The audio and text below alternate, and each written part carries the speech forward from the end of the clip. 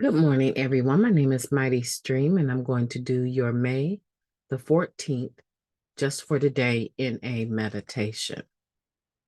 If you need to reach me, feel free to do so at recoveryofhope21@gmail.com.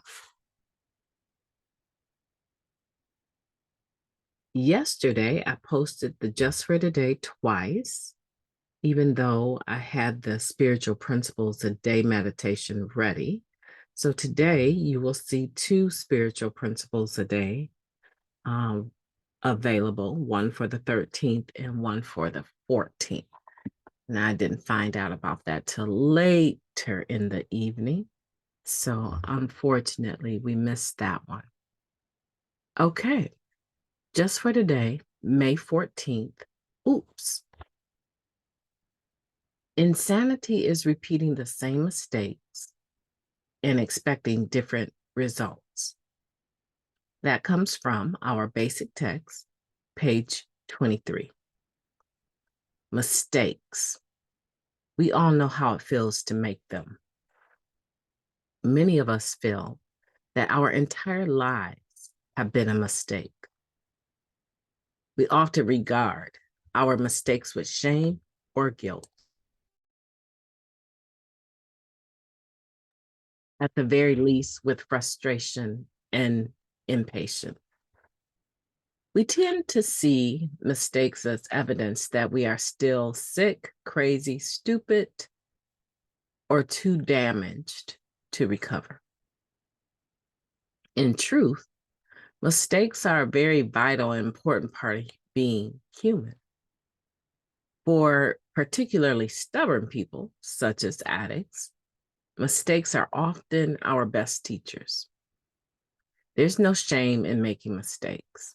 In fact, making new mistakes often shows our willingness to take risks and grow. It's helpful, though, if we learn from our mistakes. Repeating the same ones may be a sign that we're stuck. And expecting different results from the same old mistakes, well, that's what we call insanity. It just doesn't work. Just for today, mistakes aren't tragedies, but please, higher power, help me learn from them. Let's take a moment of silence followed by the we version of the Serenity Prayer. Moment of silence now.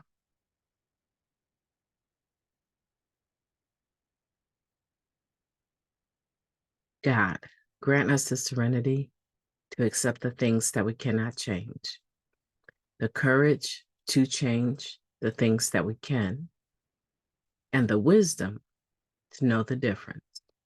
Just for today, please and thank you. Oops, mistakes. We do make mistakes. It's part of living life. As long as I have breath in my body, I am sure that I will make mistakes. What I do after I make the mistake oftentimes is what determines where I'm at recovery-wise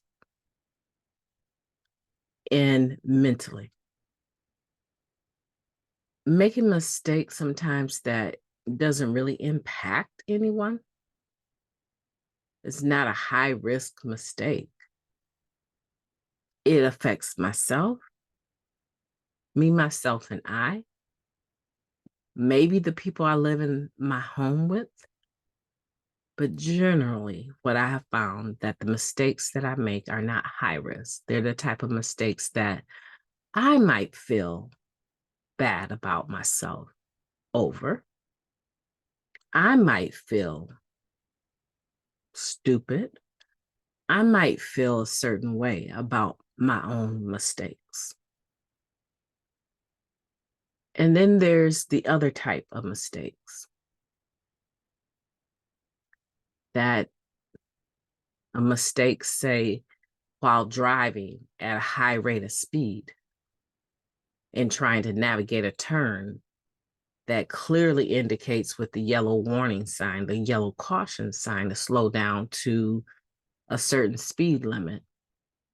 But you hit that curb going way too fast because you were distracted or thought you could handle the wheel. You fly off the road and hit a tree,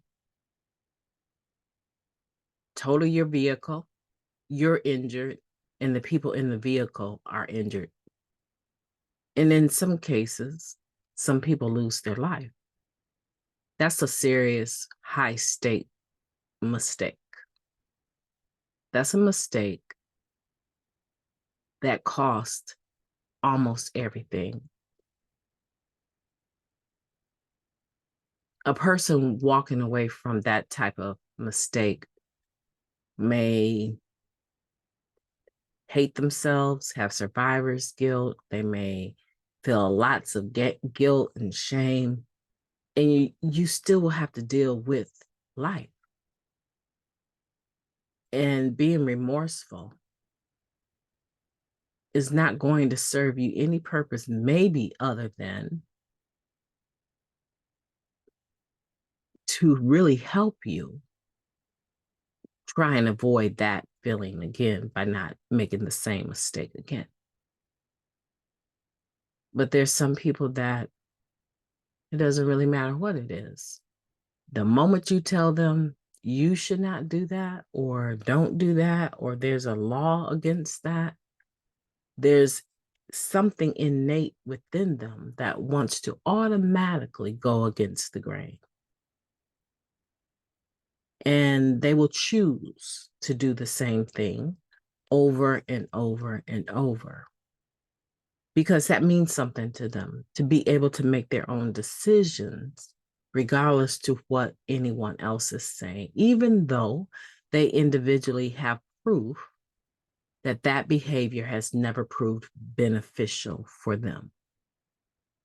And in a spiritual sense, they hit a tree going at a rate of speed, going into a curve, and they had plenty of warning not to do it in a spiritual sense. Some of those behaviors are high stake. If I barely came through a situation with my mind, my sanity, my will to live, I'm not lining up for the same type of behavior, the same mistake, because I barely got out of it alive to begin with. And I'm talking about spiritually and physically and mentally. And in some cases, financially. I'm not going back into the same thing. I can't afford to because I'm not sure that I would be able to survive for real, if the same thing were to happen again. And very likely, if nothing changes, nothing changes. Making mistakes, and I would say like honest mistakes, aren't tragedies. They're opportunities for us to learn and improve ourselves and the lives of those around us that are connected to us. So today, I'm going to be looking at what things I am personally doing that might be the same type of mistake that I've made in the past. I can think of a couple things. Just in the last year, I can think of a couple of things, some mistakes that I've made, giving people opportunities to do something different than they did the first time, second time, third and fourth time in their interaction with me. And it hasn't cost me everything, but it has caused me to become more resentful, right? And so sometimes that's another thing. We don't really look at when we think we're doing something good, or think we're being loving, right? And I have a very particular situation in mind in regards to a service I provide in the community. And it's set up really where, I'm able to remove my personal feelings from it and provide the service. However, in the last year, there's been some people seeking service repetitively.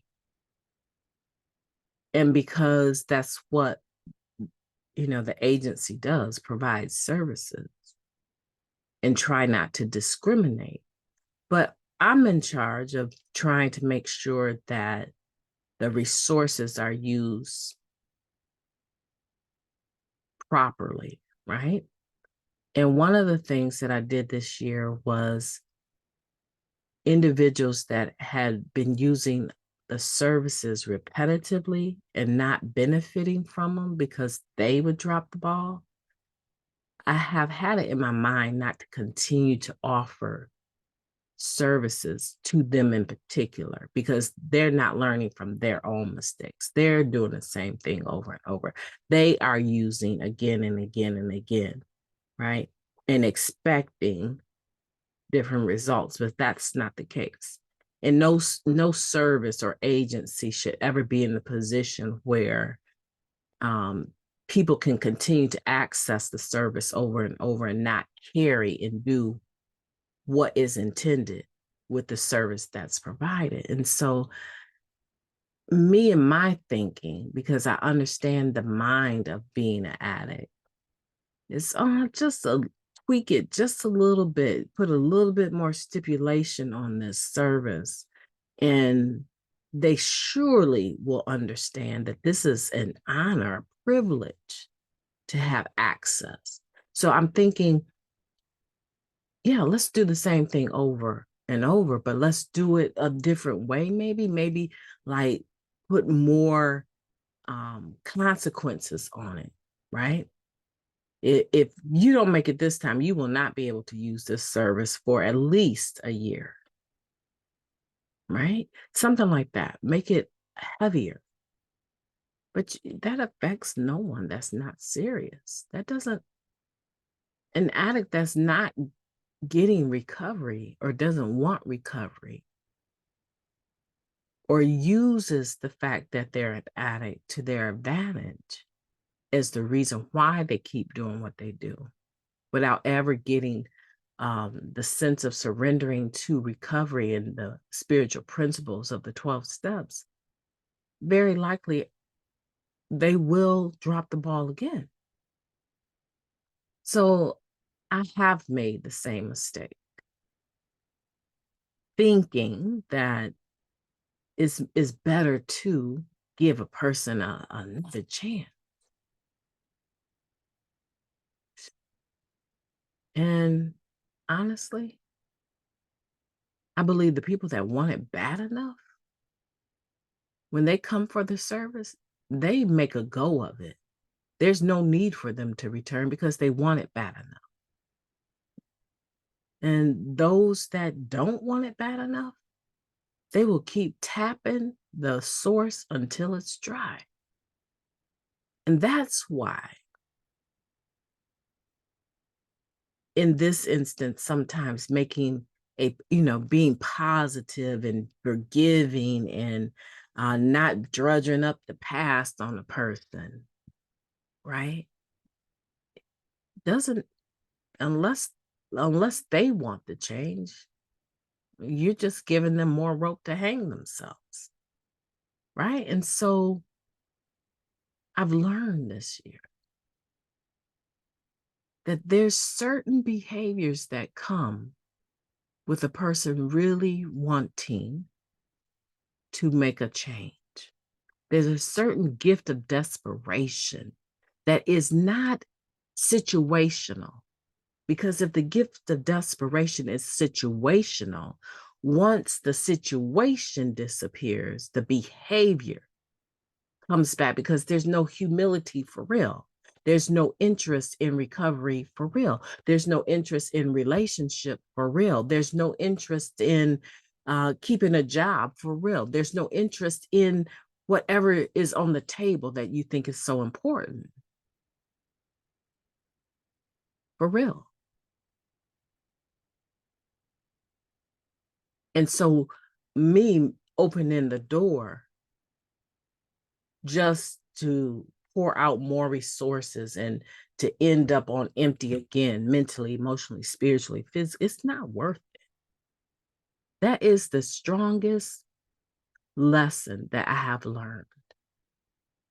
That insanity is repeating the same mistakes and expecting different results. A lot of times when I'm in that, my ideal and my thinking is not um, you know, negative, right? This is detrimental. Sometimes all I'm trying to do is be kind and be helpful and forgiving, right? Love unconditionally.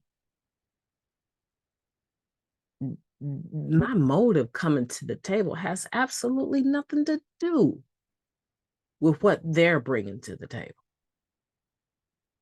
If they're coming to the table with the same manipulative, conniving, using, get over dog eat dog mentality, and I can't read a person's heart.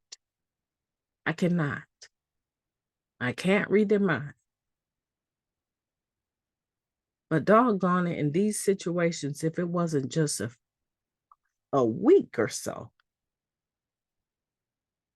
before the true nature in that person began to reveal itself once again, yeah, I felt stupid. I felt foolish. I felt horrible. I felt like, oh man, they got me again. But my response time was my response time was quickened, meaning that I already had it in mind what I would need to do if it didn't work out. And I moved on it quickly. And I just kind of struck the person from the list of ever being able to have access. And I'm not one individual, a couple of people had to be removed completely from having access. Like I had to treat them like we had never met. Because my heart is just way too big. My heart is like super forgiving, super loving, super kind. It's like amped up to the point where sometimes I realize it's not an asset. It's a liability. And in those two situations, definitely it was a liability.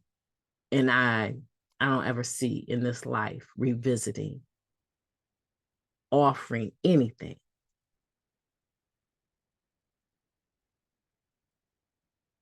to those individuals when there's a whole world full of people, a whole world full of people that truly have a gift of desperation and could use some groceries, could use some bus tokens, could use a bed to sleep in, could use interaction on a daily basis with an individual that has a working knowledge of the 12 steps, and literally have almost died to get there. That's just from my own personal experience. And I'm pretty sure that you hear me talking, but I'm not sure what it means to you. Most of us have people in our lives that we interact with, excuse me. Most of us have people in our lives that we interact with over and over and over from a good place, expecting different results. And we have no reason to even believe that. They have never shown us anything different. It's just that for some reason, we decide to line up for some more pain. If that's you out there, there's very little I can say because I have been there. Now, what I'm talking about is not intimate relationships, um, and those sometimes can even be worse. What I'm talking about, my lessons, the 2 lessons that I learned this year, that you can do the same thing over and over expecting different results from a good place, trying to love unconditionally.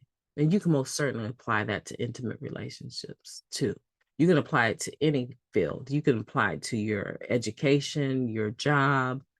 Sometimes we keep showing up to the same toxic people at work, thinking that all of a sudden today we won't be gossiping at lunch about the supervisor. And it doesn't change because change is not for them. It's not in them. They're too comfortable until someone cold check them and fire them. And maybe that won't even be enough, right? My name is Mighty Stream. I've enjoyed talking to you. I just dropped that like that was hot, right? I just dropped that. But you know what?